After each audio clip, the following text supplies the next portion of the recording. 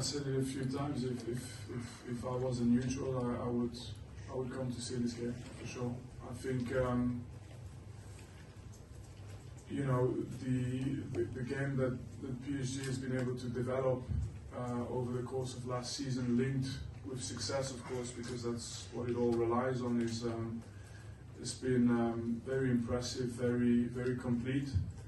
I think what they do extremely well is that it's a team that I think these games, they don't just rely on the tactical side, and they don't even just rely on the individual quality of the players. They rely a lot on when a team is so complete collectively, it relies a lot about on the principles of the team.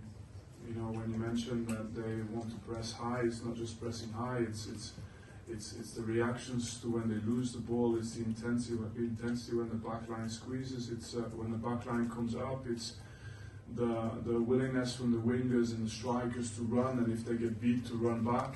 You know, and those are not always just tactical principles, because the game, if you take of a game, if you look at a game, depending on the opponent, depending on every phase of the game, how the opponent behaves, the tactic can change all the time. But these games rely a lot on principles. And if you look at the last game we played against PSG in the league, we did well, but it was a really tight game.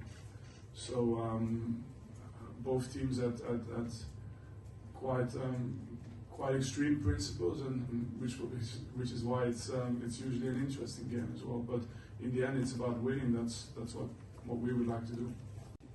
Everything's a work in progress, always. That's why we do the job. I'd like to think that I'm able to communicate just as well with the strikers and with the midfielders and the fullbacks. That's the role of a coach. But of course, to know what it feels like to be defending a box, to know what it feels like to be playing against a tall striker, small striker, fast striker, strong striker.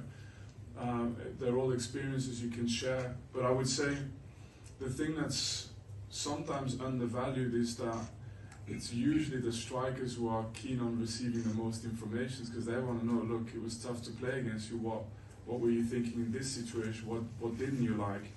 So it's a much broader, I would say, topic you can approach than just with the defenders. And in the end, I know with defenders it's a lot about time, consistency. You can be man of the match sometimes, but usually it's 10, 15, 20 games until someone says, hey, he's doing his job. And that's a little bit the difference, of course, and the difference with being in other positions. You have to be a little bit more patient, and let's say it's an understanding I have because I played the position, so I can share that approach with my players.